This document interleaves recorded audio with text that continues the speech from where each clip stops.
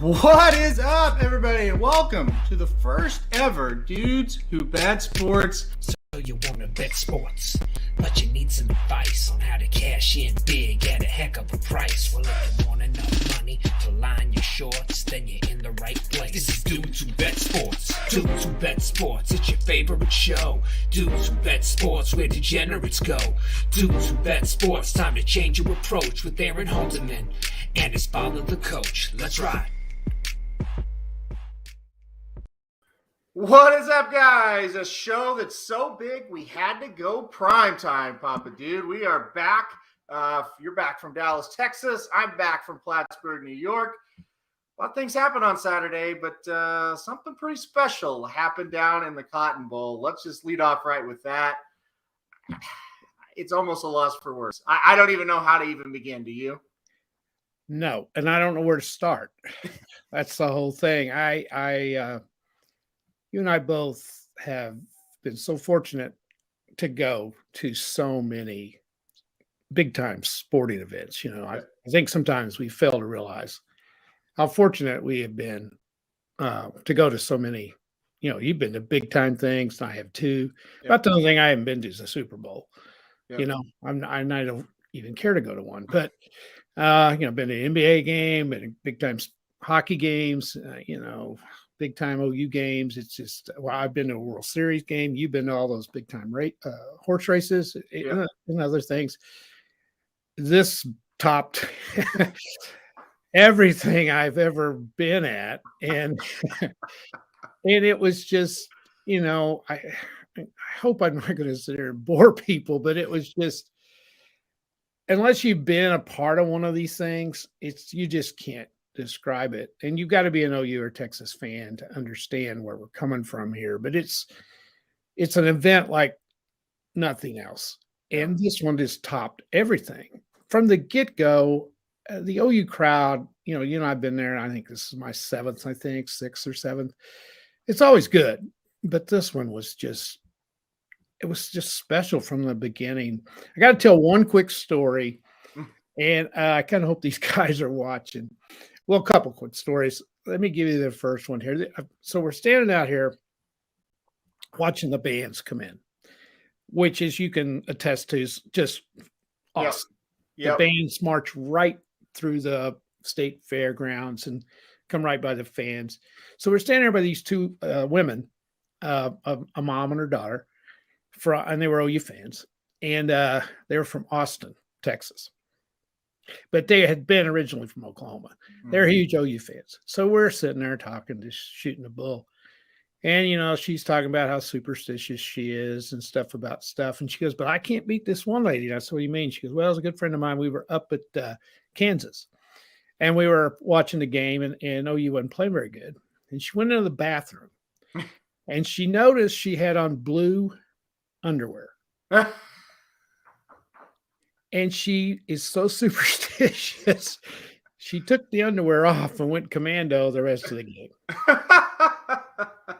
So I had to share that. That's my kind of woman right there. I like it. And OU comes back to win, and she took all the credit for that win.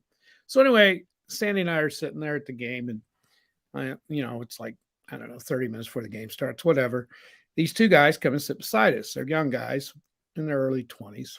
And of course, Sandy will talk to anybody, and they're on the other side of me. So Sandy's in between me and these two guys. So anyway, they're sitting there talking, and she's so friendly, and she'll talk to anybody. And they said, "Where are you guys from?" No, she said something about we were from Missouri, and they go, "We're at Missouri," and she said Aurora.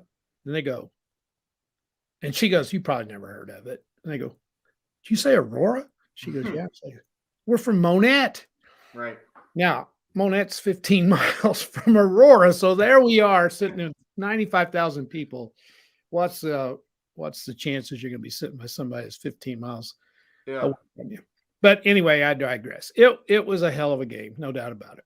So if you miss the game, OU gets behind 14-0 the first 2 minutes. That's right, 2 minutes of the game. Texas scores on the very first play of the game, and then we go 3 and out, block a punt. It's 14-0. OU gets going. They make it 14-7. They get a stop, and then turnover number one of the game happens that ended with Spencer Rattler getting pulled. He throws an interception. Texas makes it 21-7. Then they make it 28-7. And then the legend of Caleb Williams is born. Still the first quarter. Still the first quarter. It's 28-7. It's 4th and 1 from our own 34-yard line. OU has to go for it at this point. Caleb Williams takes it 66 yards to the house. It's 28-14. Our sideline for the first time all day is going absolutely berserk, except for one guy, Spencer Rattler, who has a frown on his face. More on that later. Anyway, the game gets to 28-17. OU has the ball. They're at midfield. Spencer Rattler, another turnover. He fumbles the ball. Just an unnecessary run. He acted confused, acted like he didn't know what the play was. Texas gets it, and then that's it for Spencer. He's out for the rest of the game. OU was down 41-23, Papa Dude, with 2 minutes left in the third quarter, with a true freshman quarterback who had never taken a meaningful snap at Oklahoma until this game. And OU wins the game 55-48. Caleb Williams plays fantastic. It was unbelievable. The best quarterback performance under the circumstances I've ever seen in an OU Texas game. I know there may be better stats. I know maybe somebody played better if you grade them by play-by-play. But for a true freshman to step up like this, it was absolutely incredible. It was, and there were so many times in this game I thought it was over. At the 41-23 mark, I didn't see any way in the world they were going to win that. And what he's talking about with Caleb Williams, for those of you that don't know, he is a true freshman, which means this is his first year at OU. His high school team last year did not play football because of COVID, so he hadn't played since 2019. He enters the biggest game on the Oklahoma schedule. Yep. Had played very, very little. We're behind. We're sucking it up. And of course, when you're at a game and you're in the nosebleed where I was, you can't see facial expressions. You can't see all of that. But I watched the game today. What impressed me the most about him was his poise. Yeah. It was just the moment wasn't too big for him. And to come in and play like that under that circumstance that's the most incredible thing. Now, lost in all this, he's getting all kinds of credit, and he deserves every bit of it. Number 17, Marvin Mims, made 3 of the greatest catches I've ever seen. If he doesn't make one of those catches, we don't win. Yep. And we're not talking about Caleb Williams like we are today. So he's the hero of the game, I think. But Williams' poise, the ability to run the offense, and be able to run a certain amount of plays that the coaches were confident in him to do is incredible for a freshman. And you've got to give credit to Lincoln Riley for adjusting to this the way he did. Just an incredible job of play calling. He had to be exhausted at the end of the game. Oh, there's no doubt. And like I said, Caleb Williams came in and we kind of started to exchange field goals. And you felt, well, he stabilized us. We're much better, but he's a true freshman, and we're operating with like 1/8 of the playbook probably. And he's not able to make that big play that we have to have because we spotted them so many goddamn points. And it's like, well, it's like you kind of almost felt okay about it. It's like, well, at least they're building on something finally for the first time in 6 games. And then all of a sudden, Caleb Williams starts making plays. Yeah, he did. Starts making more plays. And then Kennedy Brooks starts running all over the field. And Marvin Mims is making circus catches. All of a sudden, this game swung in OU's favor. They get up 48-41. They still give up, because their defense is atrocious on the back end. And Texas, I thought they're offensively, they were just fantastic in the game. They tie the game at 48.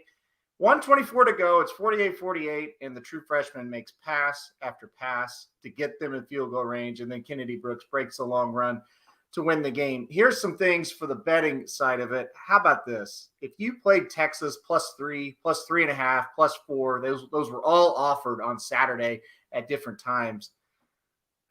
my hat's off to you. I'm so sorry because you were right about this. I'm not. Even the last seconds of the game, you're thinking, okay, OU kick the field goal, make it 51-48. Do it. Love it. The only way you lose if they let them break a long run. If you bet OU covers for the first time all year. That's Easy. right. So it's such an easy job for OU to cover that, right? Never in doubt. You know, when you win a game like this, you have to be good, you know, because you have to make plays, but you got to be so damn lucky too. Yeah. You got to have things go your way. Yep. And if you'll remember, it's 41-23. Kennedy Brooks makes an unbelievable run. Yep.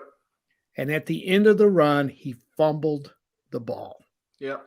We all thought that's it. We're done. Well, his knee was barely down before he fumbled. That doesn't happen. We don't win the game. I mean, the game is over.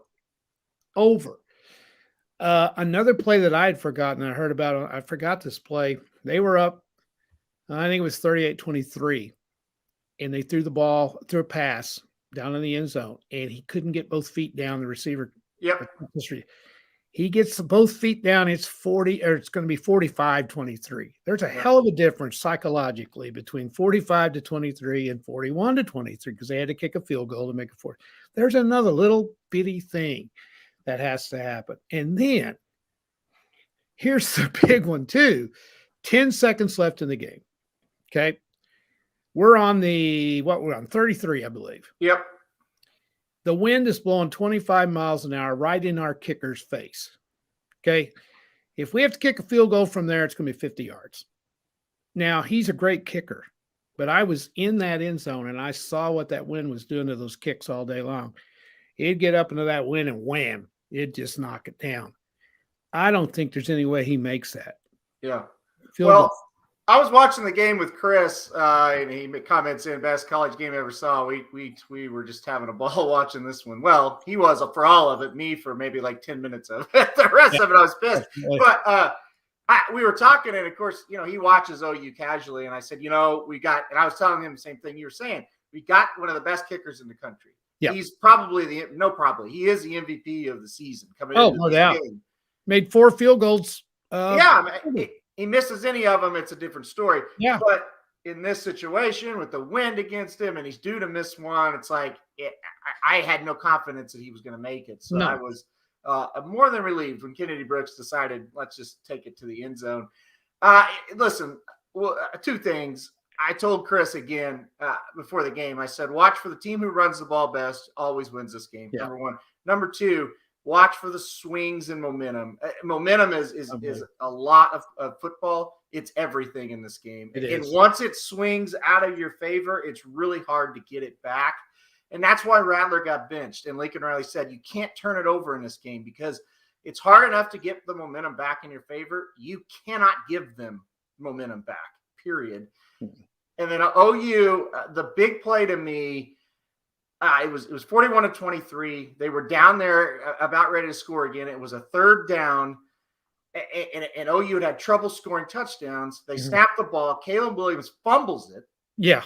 Picks it up. Guys are coming in his face, steps up in the pocket, scrambles, and finds Marvin Mims for a touchdown. It was a BB, just a BB. When that happened, I looked at Chris for the first time all day and said, we have a shot. Yeah. Because that's the kind of plays you have to make in that game to get the momentum back. And when we got it, we never let it go. That was a big thing. Now, let's look forward, though. Okay. And I'll start with Texas, okay? I think they can build off this. Yes, it's a heartbreaking loss. Yes, they totally blew it. They went down and scored 48 legitimate points on Oklahoma. Their quarterback, Casey Thompson, played fantastic. They've got a great running back. They've got a great number 1 wide receiver. Let's start with Texas because we haven't talked about them at all. I think they can build off this. I think Texas is starting to creep back to that elite status on offense. They've got guys that I'm thinking about next year, and I fear for the first time in 4 or 5 years. Well, let me put it this way to you. I don't want to play them in the Big 12 championship game if we get there. Right. That's the one team that scares me. Yep. So they play Oklahoma State this week, and I'm sure that'll be a game we're going to feature. I'm going to root for Oklahoma State. Yep. Because if they beat Texas, they're pretty much probably out of any hope to play in the – well, I can't really say that, but it really hurts their chances to get in to the game. And I don't want to play them again, but you hit the nail on the head. This is the best set of skilled people they've had in a while. Thompson is going to be a star. Yeah. And Robinson, I don't know. Is he going to – what's his what is he, a junior, sophomore? What is he? Yeah, I think he's just a sophomore. So I wonder, though, if he's a red shirt. He could be a third year because of COVID. I get confused. He is listed as a sophomore. May get drafted. If he's a 3-year, he may get drafted. So, but anyway, he's a stud. You're right. The receiver's great. The Whittington kid got hurt. He's another great receiver for them. They're really good. Now the key's going to be that has got to be a devastating loss to them. Yep. Historically, they rebound pretty good after that game, after a loss, just like Oklahoma has done over the years. So we're going to find out a lot about them this week when they play Oklahoma State. I think they beat them. I really do. That's going to be a great game, though. So you're right. Texas deserves a heck of a lot of credit. They played really, really well. Now, defensively, they're not any good. No. So they got to get some help there because he has a job to do defensively. Yeah, but he inherited a job that was needed to. I mean, they were been awful on defense for many, many years. So he's got to get something going there. Yeah. But I'm going to tell you something. Their offense stunk the last 3 or 4 years. Ellinger sucked. I don't care what anybody tells you. I had no fear of him ever. Casey Thompson looked very good. Robinson looked good. I mean, these guys. Yeah, they were good. They look good. They've got guys that we had no answer for the first time in a few years. Exactly. All right, OU. To me, the season almost restarts Saturday. Yeah. It always does, Aaron, after the Texas game anyway. Never like this, though. I know. But this you're right. For old-time Sooner fans like me, way before your time, the season never starts till the Texas game's over. Yeah. And when you win that, normally – then you set yourself up for a run to the postseason. So you never really even start the season until Texas game's over. Now, it's a little bit different now because Texas is in the same conference as we are. It used to be a non-conference game for many, many, many years. Yeah. Now I'm excited. I'm never excited till that Texas game is over because I dread it so damn bad. It's just hell. That's all it is hell. Yeah. It's just awful if you lose. But now we're going to see how good a coach Lincoln Riley is. And I think he can handle this. I'm not even concerned at all because he's got a real problem. Everybody, including us, is singing Caleb Williams' praise. Yep. He's a freshman. He's going to make mistakes. He's going to have some bad times. Yep. Somewhere, Spencer Rattler is going to have to bail us out. Mark my words, it's going to I hope to hell I'm wrong, but mark my words, it's going to happen. Now, he's a jerk. Yep. He's a jerk. His actions at that game, he's a problem. And the way those players responded to Caleb Williams, players don't lie. Their actions don't lie. They rallied around Caleb Williams. Yep. So, how is Riley going to handle this situation? Because Rattler's liable to just say, I'm done. Would that surprise you at all? Yep. Wouldn't surprise you, would it? A lot of people, and I'll throw this up here, are like, well, I wonder if Spencer Rattler finished the season with OU. And here's why these kind of comments are happening.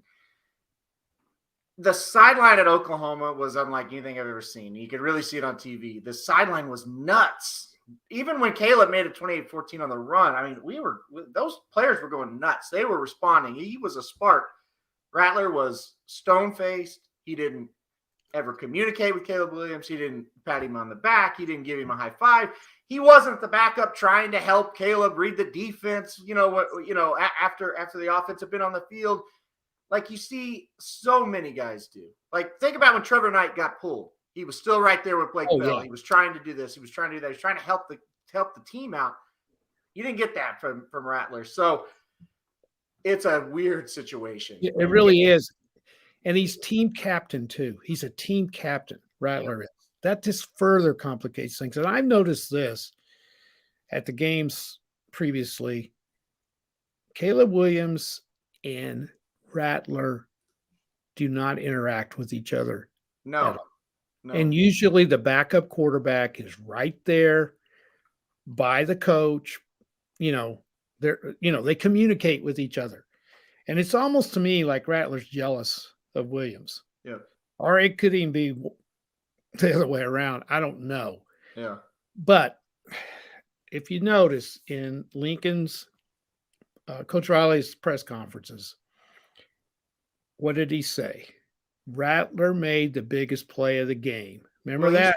He's trying. He's trying to create this narrative that he's great and we need him. And he said, I'm not sure who we're going to start at quarterback. And, because here's the thing about coaching that people don't get. If Caleb Williams was better than Spencer Rattler, he would be starting. Yeah. There's things he can't do yet. Let's think about something else. Caleb Williams bring him all the way back to 41-39, and Rattler runs the 2-point conversion. Right. In the heat of the moment, I am yelling at the top of my lungs. Right. No, why are you doing this? He did it because that's how little Caleb Williams knows this playbook. And here's another thing that people don't get. When you put 2-point conversion plays in, your first team quarterback runs the plays. Yep. Or he may run 5 of those snaps. The other guy gets 1. Yep. It was not a complicated play. But still, Lincoln Riley didn't have confidence in him on that play. Well, I imagine they have a set group package of plays for 2-point conversions and things of that nature, and Williams hadn't ran them. That's right. So again, he's a true freshman. He is. and it is a tricky situation. Yeah. We know that. Yeah, I do kind of know what I'm talking about. That's true. Even though I never coached at OU. Never even interviewed. Anyway, it's a tricky situation for Riley. And whatever you want to talk about when it comes to offensive football, the guy's a genius. Yeah. Lincoln Riley he's the best there is. He knows what's going on with those 2 quarterbacks. He knows there's a situation that's going to have to be dealt with. Well, and it's going to be fascinating to see how it plays out. It is going to be fast. That's why I say the season starts Saturday. I told Heather this, and she looked at me like I was crazy. I said, I haven't been this excited for a game in Norman. I haven't either. I want to make that very clear, in Norman. Okay? No, I haven't either. In a long, long, long time. A long time. Sandy here is making all kinds of comments. I'm telling you, I've never seen her excited as she was at that game because it just got you, man. I think she's Oh, yeah. I mean, I also told Heather this. I said, I really haven't been that big of a Lincoln Riley fan until this year. He has went through so much shit this year and handled it so well. Yeah. We're lucky to have him. I'll go ahead and say that right there. I am too. He's won me over. If so calm, and he was so patient in that game. He was. You're so far behind, and he kicked the field goals instead of going for it. And if that goes out, he was great. Aaron, one more thing. Go ahead. Oh yeah, we can go ahead and do this. But scroll back up here to Russ W's. Let's go do this one first here. This one? Yes. No. It's like 2 or 3 up from the one just above. Oh, right here. Yeah. So hold on for podcast listeners. Russ W says that video, talk about Rattler, that video of him in high school says it all about Rattler. Well, I don't know what video he's talking about, but I'm guessing. I think he's talking about QB1, right? Correct. Yeah.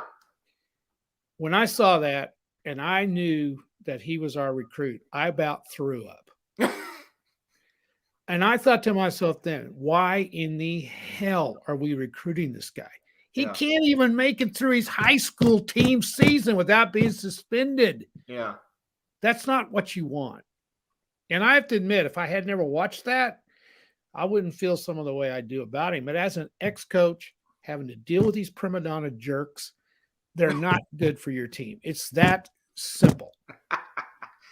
I'll say this. I watched it, but the actions on the field tell it all. And when he got into some adversity this year, he showed Didn't handle it.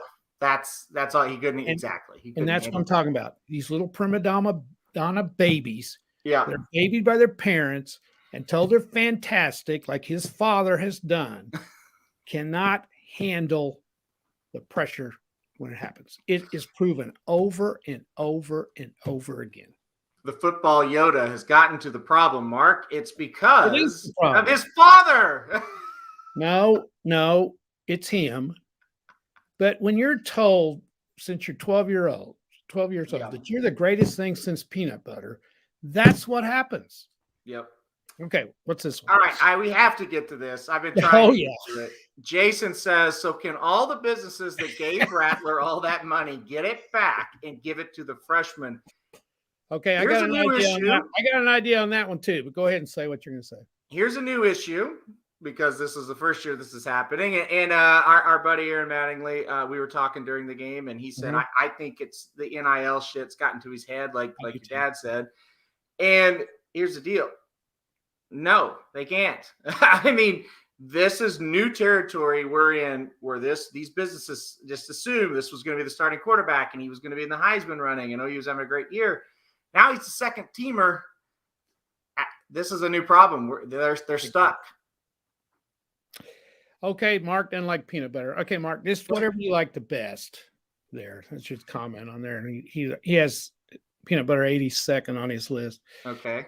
Now, here's what I would do if I was Lincoln Riley. Now, this is highly illegal, but this is what I think I would do. Lincoln's getting paid $7.5 million a year, okay?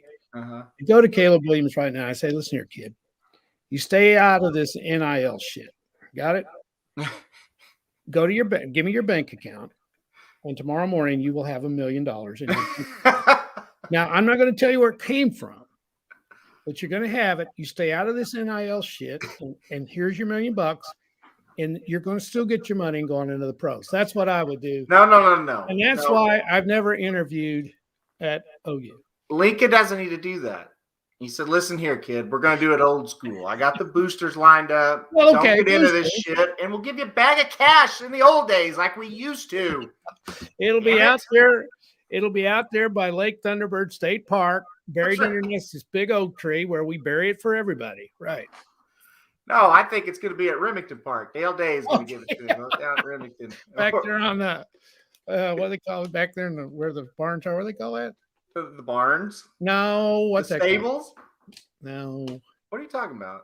The backside. The backside. Yeah, that's what I was trying to say. Danny Caldwell and Dale Day are going to meet Caleb Williams on the backside of Remington and give him a bag full of cash. You heard it here first. Tweet it. How about Facebook Toby Keith? it. Let's throw him in there too. Who?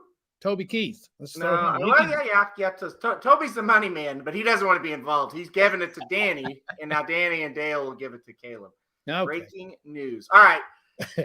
Hey, you know what?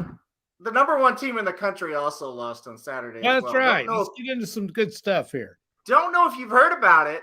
The number one team in the country lost on Saturday. That's right. The unbeatable Alabama Crimson Tide lost to a team who had been beaten by Arkansas and Mississippi State. Explain that one. Well, I have no explanation for that other than it's college football. And if you're not ready to play, it doesn't matter what, you got a chance to get beat. And I was on the road, so I didn't get to see all of this. I thought Alabama had them when they got ahead 38-31. The Alabama defense has been a little suspect because they gave up 29 points to Florida. But this is unbelievable because A&M, what have they scored in the last two games put together? The last two games put together, Texas A&M had scored 32 points. Okay, and the game before that, I believe, was at Colorado. No, they played Kent State. That's right.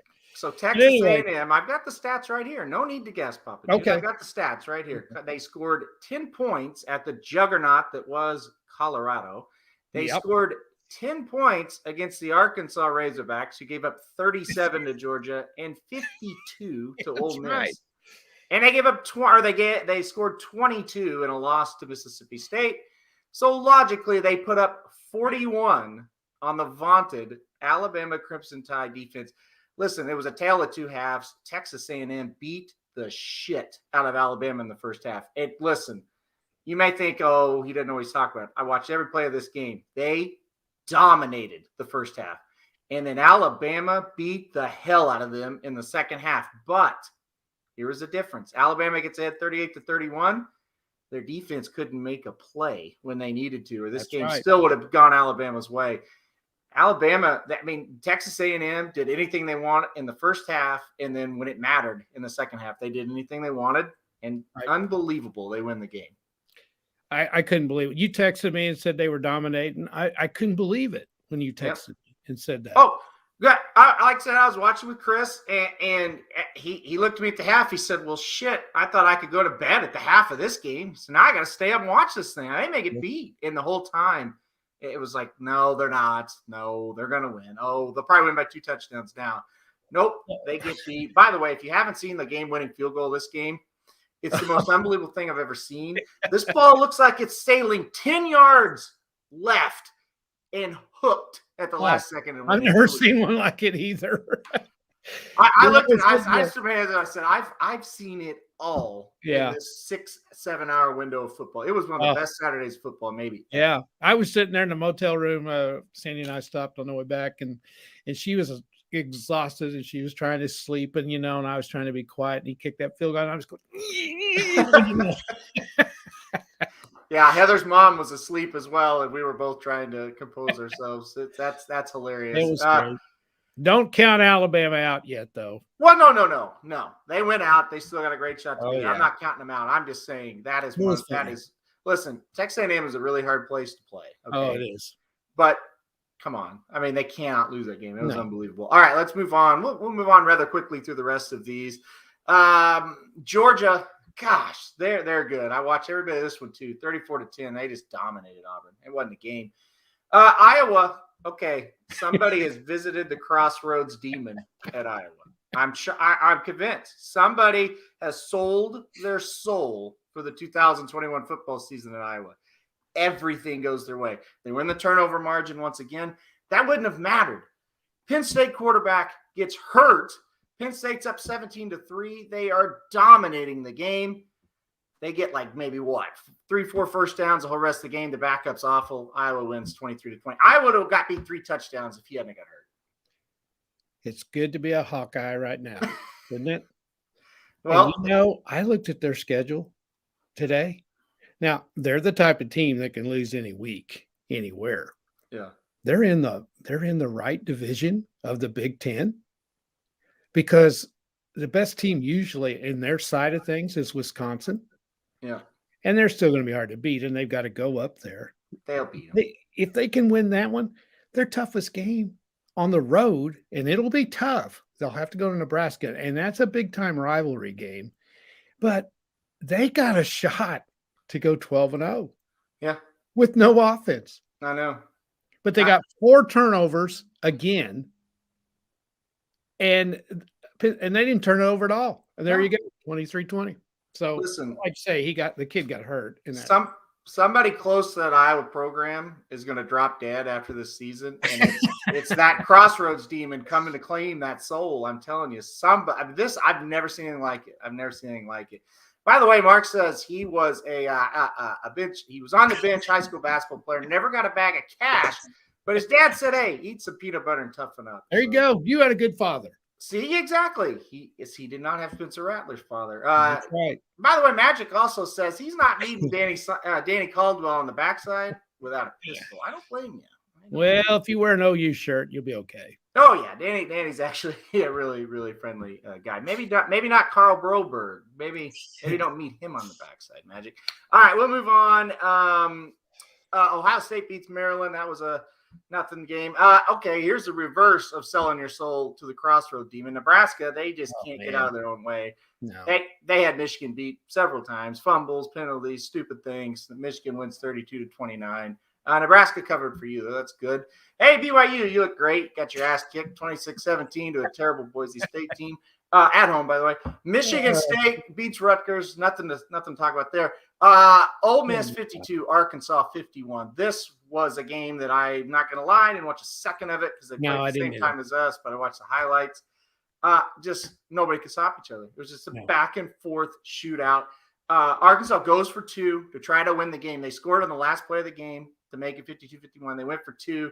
I like the call because you're on the road and you haven't stopped them and you haven't even come close. And they're just going up down the field on you. Well, maybe not the best play, but the other thing is this in college football now, I think it's after 2 overtimes. Yeah, you have to go for 2. You just start going for 2. No, I mean, you don't even get the ball on the 25-yard line. You just go for 2. That's the new rule. No. Yeah, it is. Yes. Is that how it is now? Yes. So, well, hell, you were going to have to. Okay, you weren't going to stop them. No. It was going to come down to 2-point conversions anyway.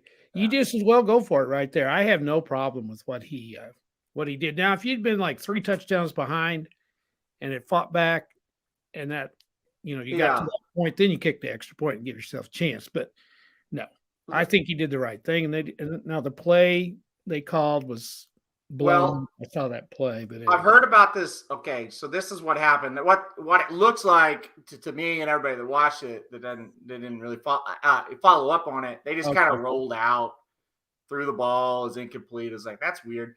They were trying to set up some kind of shovel screen to the back, and a couple of linemen miscommunicated, missed a block, and it blew the play up. So that's according to a few people I've talked to that are huge Arkansas fans. So we'll take that for what it's worth. But if you watch it, the couple of linemen missed a block. All right.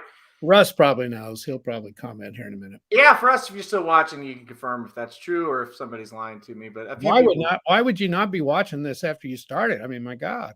Yeah, well, I thought I would be watching Arkansas the whole second half, the way the OU game was going. Yeah. But let's get into this. Mark says Coach O's seat hotter than ever. LSU's 3-3 after winning it all 2 years ago. Time to go, raspy voice. So this game 42-21, Kentucky goes LSU goes on the road and just gets smoked by Kentucky. They're done, right? Like LSU's done. Their schedule's brutal from here on out as well. Like we were talking, they may not have won any season. They may not. And I don't think they did last year either. So good old Coach O is going to be coaching maybe in, I don't know, Prairie View A&M next year. So he's in big trouble. Got Andy on here. Well, Andy Hogenmiller comes in, a Hall of Fame basketball coach from Sircoxie High School, now moved on to greener pastures. But he says Mizzou got a big win. That's right. Mizzou did beat North Texas. Yeah. Out of my deep respect for you, Andy, I'm not going to comment on that. I was going to say something really smart, Alec, but since you're watching, thank you. I'm not gonna say anything. Russ says you got to run the ball. That's what he says. Or in Russ thought it was a jump ball to burst. Again, that's what it looked like. But a couple people have said, I don't know, maybe that's message board talk there. But Russ also says he suffered 30 minutes of OU talk, and you think he's not staying for the Arkansas game? Come on, you got to know better than that. We'll move on. Wake Forest beats Syracuse 40-37. This was a hell game. Ricky Pasternak was live and in attendance at this game, by the way, too. Almost willed Syracuse to a victory, but in the end, Wake Forest wins in overtime. Florida with a big win, SMU with a big win, and then San Diego State. So that kind of rounds out college football. Listen. We were saying for 6 weeks, it's 2 teams, Alabama and Georgia. Is it as simple now as it's one team and it's Georgia? Well, yeah. I mean, it's obvious. It's just Georgia, and the rest of them are just jockeying for position. I think Georgia's getting better every week because I think their offense is getting better. So they're very, very impressive. very good news. My food just arrived, so that's great. I cannot wait to eat that. All right, now let's go. I wonder what you were doing. I thought you were getting ready to ditch me. Well, they took 2 people to deliver that. There were 2 people at our door, but no, it was the food. All right, let's go on. We already talked. We both like the Ravens, so that's going to be the Monday Night Football game. We talked. Do you about even care? No, I probably listen. I've got about 2.5 hours of wrestling recorded that we haven't been able to watch. We're on vacation. We're watching that as soon as this is over. So. I forgot to tape that. Oh, Russ says LSU's a mess. They are. They're a mess. Yeah. And hey, you know what? When you sell your soul, Russ, for a national title, now you're seeing the other half of it. This is what starts.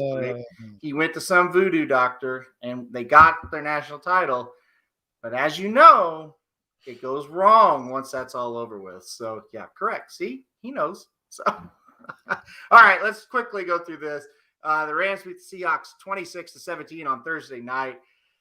You know, Russell Wilson gets hurt, or I think this game, I don't know if it would have been different. I think it would have been different. I don't know what Seattle's going to do. He's going to be out 4 to 8 weeks. I think they're in big trouble. They're in big trouble. And you know what? In a division that's so good, that this is what those other teams needed to kind of get some separation there. So we'll go on in the game of the week without any question. Atlanta goes to London and beats the Jets 27-20. Now you talk about not caring. I forgot this game was even happening. I flipped on my NFL app at like 1:00 to look at the scores, and I was like, "Wait, the Falcons? Why is that game over?" I was like, "Oh shit, they played in London." That's right. So I listened to all these games on Sirius Radio because I was driving all of Sunday. The worst play-by-play announcers in the NFL, Cincinnati Bengals. They're awful. But this game was really good. The Packers win 25-22. Mason Crosby couldn't kick from 5 yards and make one. I mean, misses 3 in a row, but he does make the game winner. Forget about the field goals. It's crazy that Mason Crosby misses 3 in a row. The Bengals played a lot better than I thought they would. Yeah. I mean, they could have won that game. I look at the Bengals, kind of look at the Browns, like they're good, not great. I don't know. I think they've got a shot to make the wild card. They're getting better. And lost in all this, too, I thought was hilarious. The Cincinnati kicker missed 2, but he thought he made one. Yep. He could start celebrating. He thought it went through the uprights, and he's hugging these guys. Yeah. And it was no good. Too many Ray Finkles in the NFL here. Nobody can kick for shit. Yeah, I know. Gabe Burkett, he can kick for OU. But are we going to talk about the Cowboys? Because are we? Time and go through here. We gotta make sure our viewers stay. For this. I don't want to lose a viewer. Andy wants me to talk about the Cowboys, so if we're going to, maybe he'll hang on here. Well, he's going to have to wait because we're going down the list because we got to talk about the Vikings and their dominating win over the Lions, 19-17. Yeah. That was not real dominating. I wouldn't be too proud of that one. Yeah, we don't have to talk about that. Steelers win 27-19 over the Broncos. Broncos suck. I mean, I'm sorry. Come on. They do. The Buccaneers, they dominate Miami 45-17. Miami, they suck too. The Saints, another team that sucks, Washington football team, they are pathetic. They are a joke. The Saints beat them 33-22. Here's another team that's a joke. The Panthers, they get a punt blocked. In the NFL, you get a punt blocked? Come on. Give me a break. The Eagles win 21-18. Jalen Hurts gets another win there. Titans dominate the Jaguars 37-19. No surprise there. The Texans got ahead 22-6 over the Patriots. Patriots come back to win 25-22. Big win there for the Patriots. That would have been a disaster. How about the Raiders? They look good at home against this terrible Chicago Bears, who, by the way, are now 3-2. 3-2, yep. The Bears win 20-9. The Bears have won 2 in a row since playing the worst NFL football game I've ever seen in Cleveland. Yeah. Explain that one to me. I can't. I can't. And the Raiders are distracted. I don't know what whatever Gruden said, I never even looked at it. I don't care.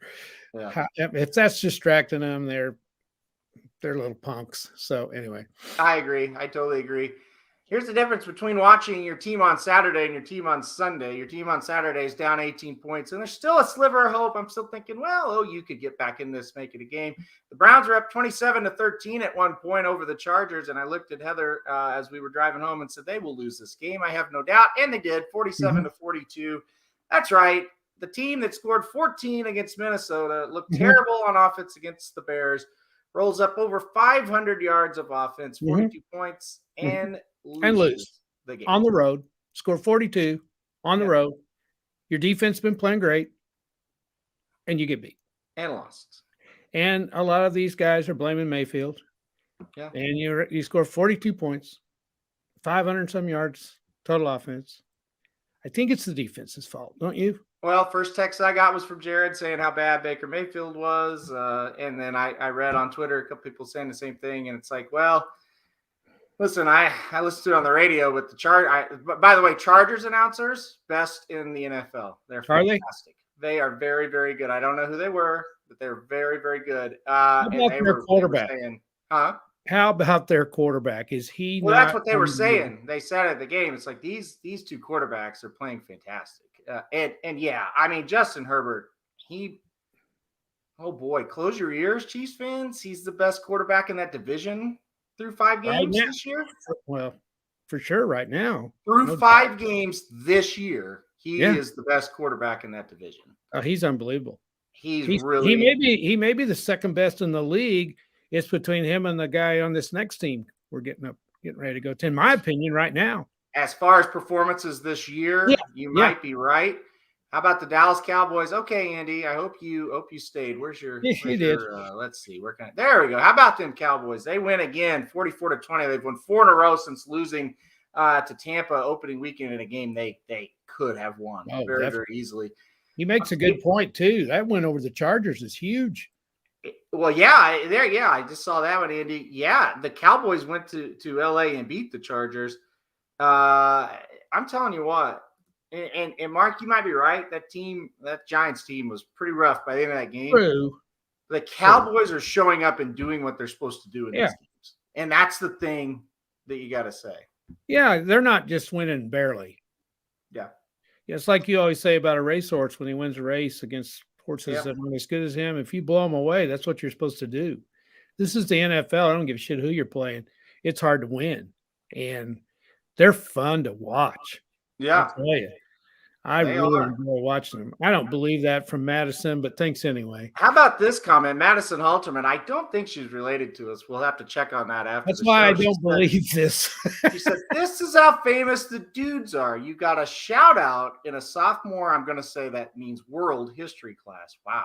Look at that. That's impressive. That's pretty big time. That's pretty big time. Getting shout outs. Madison, listen, Madison, if you want me to come down and sign some autographs, we just give me a holler and we can kind of work it out. Yeah, I feel like we could do that. I'm always up to sign a few. So, all right, let's round out the last 2 games of the weekend here before we wrap it up and send you off to that exciting Monday Night Football game. The Cardinals, they kind of did what I thought they would. They didn't really play great. I think, the 49ers seemed like, and again, I was listening to all these games on the radio, except for the last one we'll talk about, but I was listening to the Cardinal announcers, and they were really bragging on San Francisco. They thought their defense just played their ass off in this game.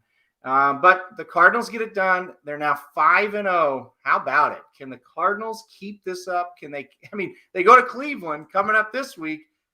I don't think they're the best team in the NFL, but is this like the NFC's second, third best team right now? Let me think. I think Dallas is better. Yeah. Well, let's put Mark's coming up. He thinks Dallas is the team to beat. He'll take them over Arizona, and there's also Tampa Bay. Yeah, you can't leave out Tampa. You got to throw Green Bay in there too. They're tough to beat. I'm not quite sold on the Cardinals yet. I don't know why. They just keep winning. I have not seen them much, and so I don't know. I think this will be a great game this week. And are they ever going to hype that one up? Mayfield against Murray? Yeah. Yeah, if anybody cares besides us, maybe they don't. But Oh, I think people are going to care because the game is in Cleveland. Cleveland absolutely needs to win. they do. You always need to win. You have urgency to win, but the Browns have a lot more But than when you think about it, you got the 49ers, which have injury problems at quarterback. So that's a big deal. And you got Seattle, the same thing. There's two really good teams. Yeah. That are 2-3. Yeah. And then Alfred here, he loves he just climbed in there. He's a Chiefs guy. Let's get to them. Well, the final game we'll talk about was the Sunday night game, and this is one I actually got to watch. We had stopped for the night. By the way, if you're traveling 21 hours, just fly it. Don't drive it. It's really dumb. But anyway, we did drive it. But this was stunning. It really was, because it's not stunning that Josh Allen had a big game, because the Chiefs defense is bad, but I'm sorry. This is not a good Chiefs offense right now. It's just not. And that goes for quarterback, line, receivers, back, whoever you want to pin it on. They're not very good. Well, here's the thing. You know this. Mm-hmm. When you can't stop anybody, it puts a tremendous amount of pressure on the offense. And they're not playing very well, because here's what's happened, and it happens in the NFL over and over and over again. They'll eventually figure out how to stop a team, and then that team has got to figure out how to work against that adjustment that these defensive coordinators come up with. Yeah. And they are just dropping people back, and they're making the Chiefs drive the ball patiently down the field. And one of the things the Chiefs can't do, they don't run the ball very well, and that hurts. Now, you think about all the big plays that they've hit over the years, big, long pass plays to Hill, and then also Sammy Watkins used to make some plays too, and he's not there. They've taken Hill out of the game. They're keeping him from breaking long stuff. Mahomes is going to have to adjust. Now, he's not playing very well, there's no doubt. Again, 4 turnovers last night. 4. And the other team had 0. Yep. You're going to beat a good team when your turnover margin's -4. Well, Mahomes threw a pick 6 in the game, and then he threw another interception down on the goal line. So he basically gave him 7 and then took 7 off the board for the Chiefs. That just doesn't happen. And again, I'm not blaming him, because they can't stop it. I mean, they just can't stop anybody. Mark's right. It's embarrassing how bad that Chiefs defense is. It is really bad. Yeah. I mean, what Andy says, but basically summing it up, it's an average Mahomes with that defense. Good luck. And he's right. I mean, guys, and okay, I'll pull up their schedule here real quick. I was thinking about this on my. Well, they should win this week. Well, no, I don't even want to go through that.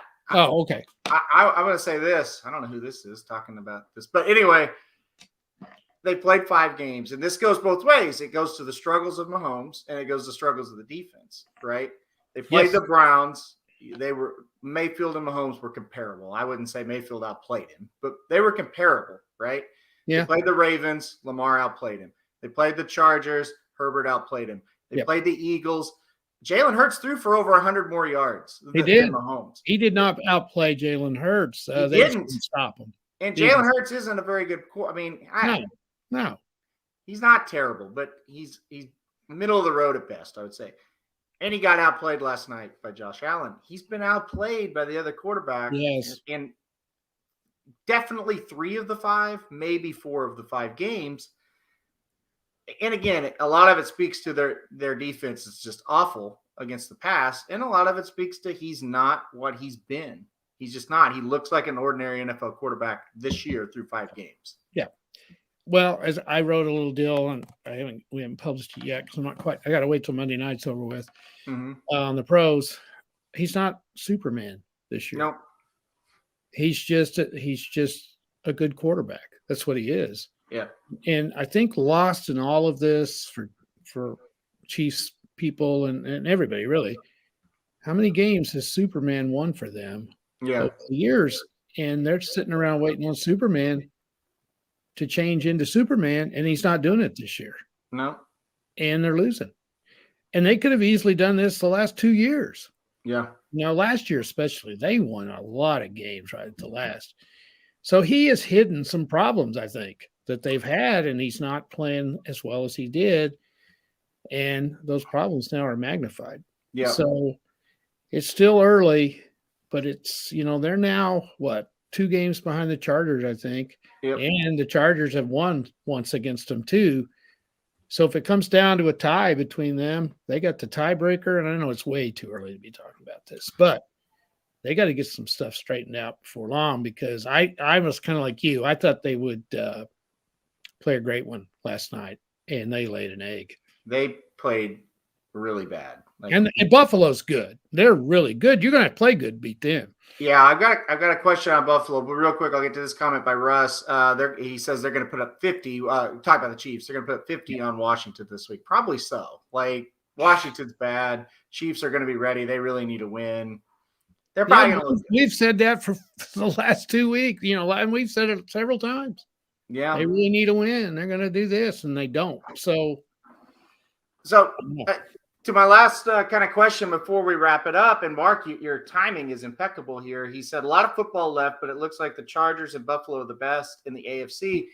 AFC aside, I was literally going to ask, Chargers, Buffalo, are those maybe the 2 favorites right now for this thing? Have they looked better? In Dallas, I'll throw in Dallas. I was going to throw in as well. Those 3, are they the favorites to win the Super Bowl in your eyes at this moment? God, you're talking the Chargers. Okay, we're talking about the Chargers here. I know, but damn, they look at good. this moment, no one's playing any better on offense. Now, the Chargers cannot stop the run. Yeah. So that is a problem. And somebody's going to come up against them and beat them because of that. Well, real quick, let's face it. The Browns should be shot. Oh, yeah. The Browns exposed what you could do to the Chargers. The Browns didn't do anything special. They lined up and ran over them. Yeah. And they figured out a way to lose. Right, because they're the Browns. So I don't really think I could put the Chargers in there yet. I want to see a little bit more. Buffalo was great last year. They ought to be 5-0. There's no doubt about it. They won everything but the game against Pittsburgh. Yeah. I think they're the most complete team in the AFC right now. I don't think there's anybody that's as complete just off the top of my head that I can think of. Can you think of anybody? Tennessee's up and down. I thought they would be better than what they are, but I mean, there's a long way to go. In the NFC, I think Dallas is probably playing the best, but I don't know if they could beat Tampa Bay if they had to. I think with Dallas, and Andy says they ran over the Chargers too. I think with Dallas, when the chips are down, can the defense stop a really good offense? I'm not sure. I think the Buffalo Bills can. I like Buffalo the best right now. I really do. Russ says he'd go Dallas over Tampa if they played again. I totally agree. I totally agree. They should have beat them that night. They should have beat them. They should have. Tampa's pass defense is really bad. Yeah. I don't know if Dallas could run on them. Yeah. Dallas's offense is as good as anybody's. I never bet against Tom Brady, though. It's just that simple. So it'd be a hell of a game. I know that. There's no doubt. Alfred said the NFL is difficult to guess. Yes, it is. Yeah.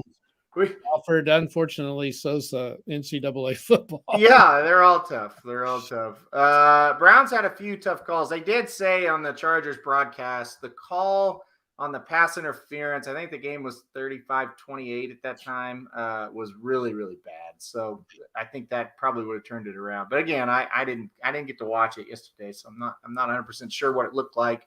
But even the Charger announcer said that's pretty bad call. All right. We're going to wrap it up here. Listen, Mark. Mark says driving greater than flying. It's all about sightseeing with the family. Here's the problem, Mark. on the way there, I agree. It's the way back. It's the drive home. It kills you. Absolutely. Yeah. Good show today. Yeah, listen, I think the last thing I'll say, I think we're going to start doing the show at 6 on Mondays. You got more people watching. You got more people commenting. I think. What do you think, Papa Dude? That's fine with me. All right. Unless I've got some volleyball game to go to, and we might have to make an adjustment. But the season's about over. Volleyball's Yes. Yeah. Now basketball will start though, so that's. Yeah, but football might be about over by then. Mark says I totally agree. 13-hour drive from St. Charles to Laramie, Wyoming, still worth it. I don't know. Well, you got a little bit better scenery, probably. Well, I don't know. If you go through Colorado, you got a little bit better scenery to get up to Laramie. Yeah. Well, Not too listen. bad. Okay, Plattsburgh, New York is the very tip top of New York. Think Saratoga and then 2 more hours north.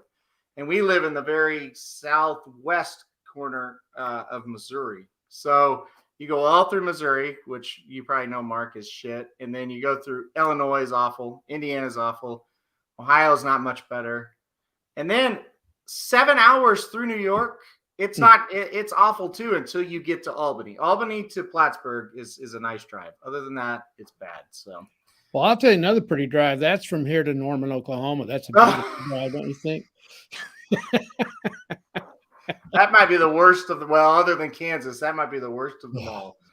The drive to Norman is pretty bad. By the way, worst road in the whole that side of the state to drive on I-44. Nobody knows how to drive on I-44. No, it's awful. Nobody knows how to drive. If you are watching and you get into the left lane of the interstate and you're going 71 and a 70, don't stop doing that. Stop. If you go to the left lane, go at least 8 miles over the speed limit. That's the rule. Oh, you have to. Okay. You have to. Don't do it. If you do that, if you're one of those people that drive 71 and a 70 in a left lane, stop. Please stop doing that. Yeah. You're like, whatever. No, I was reading a comment here, so I wasn't paying much attention. But no, I-44 is awful. Yeah. Almost all interstates are, though. No. I didn't think I was ever going to get out of Dallas, whatever day that was, Saturday, and get to where there was no traffic. I almost had to cross the Red River into Oklahoma before it wasn't bumper to bumper. Yeah. Well, I think everybody's out and about after a year of not being able to do anything. So yeah, maybe that's it. All right, guys, we're going to sign off. But guess what? We'll be right back here on Thursday doing it all again, trying to preview a night. It can't get any better than last Saturday. It just can't. I don't know if I can handle it. But, yeah, we'll be right back here talking about it. A rebirth of the season for Oklahoma, a rebirth of the season for a lot of those top teams because Darth Vader, Alabama, loses on Saturday. So we'll see what happens. The greatest drama in the world, college football, will keep on rolling on. Of course, we'll be here with the NFL as well. So, guys, we appreciate you all tuning in. As always, we'll be right back with you. Yeah, thank you, guys. Seriously, a lot of live viewers. This was the highest rated live view show we've ever had. So we really appreciate it. Enjoy Monday Night Football tonight. Yeah. We'll be right back. If you like it, tell your friends to give us a shot. They might like it too. And if you don't like your friends, or sorry. Or if you don't have any friends, maybe you don't have any friends, and that's why you're watching this. That's possible. That's 99% chance of that. But if you do have some enemies and you hate us, tell your enemies about us. We'll take anybody. All right, guys, we'll be right back here on Thursday. Thanks for tuning in, and good luck, everybody, if you're playing Monday Night Football.